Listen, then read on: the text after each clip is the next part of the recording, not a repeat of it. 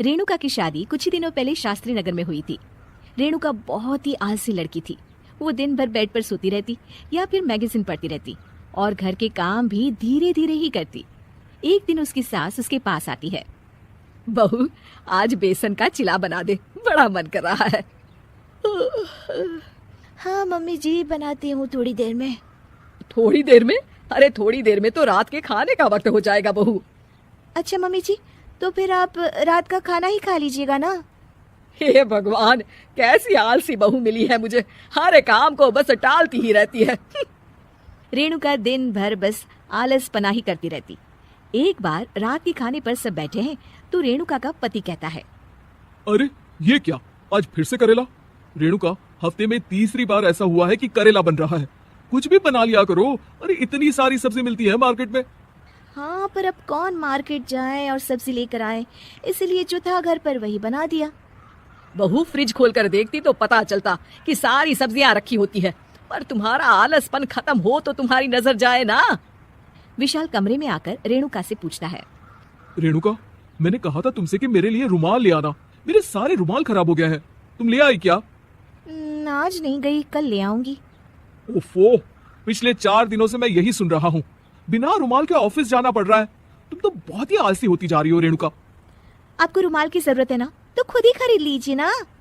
हाँ, अब वही करूंगा। तुम्हारे भरोसे बैठा रहा तो कुछ नहीं होगा।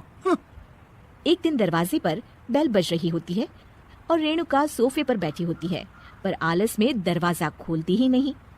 अरे बहू, कितनी देर से बेल बज रही है? क्या कानों में रुई डालकर बैठी हो जो सुनाई नहीं दे रही बेल? मम्मी जी, अब आप आ ही गई हैं तो आप ही खोल दीजिए ना दरवाजा। क्यों मुझे ताना मारकर और देर कर रही हैं? अरे वाह, उल्टा चोर को तवाल को डांटे। सास दरवाजा खोलती है तो उसकी पड़ोसन दरवाजे पर खड़ी होती है। दरवाजा खोलने में इतनी देर क्यों हो गई? सब सो गए थे क्या? और ये भी कोई वक्त है क्या सोने का? हाँ? अरे नहीं नहीं, ऐसी कोई बात नहीं है। आइए आइए, आप लोग अंदर आइए। ओफो, इन सबको भी अभी आना था। अब मम्मी जी लगा देंगी मेरी ड्यूटी किचन में। बहू, पकोड़े तल दे, बहू चाय बना दे। अरे बहू, सो गई क्या? कब से आवाज दे रही हूँ, जा चाय बना कर लिया। हाँ मम्मी जी, अभी जाती हूँ थोड़ी देर में। सास रेणुका को आंख दिखाती है। मतलब थोड़ी ही देर लगेगी चाय बनाने में, अभी ले आती हूँ, बस झटपट। रेणुका रसोई में जाती है और इसी आलसीपन में वो चीनी की जगह नमक डाल देती है। जैसे ही सब चाय का घूंट भरते हैं, चाय थूक देते हैं।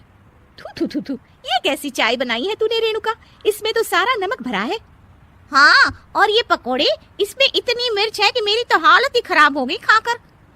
और रेणु जी, आपकी खातिरदारी में पहले तो कभी कोई कमी नहीं रहती थी, पर जब से आपकी ये बहू आई है ना, मामला कुछ गड़बड़ा सा गया है।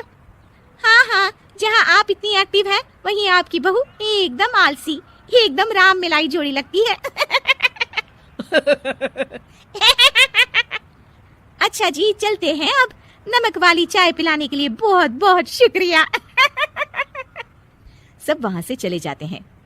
अरे तूने तो मेरी नाक ही कटा दी बहू। वे लोग क्या सोच रहे होंगे मेरे बारे में?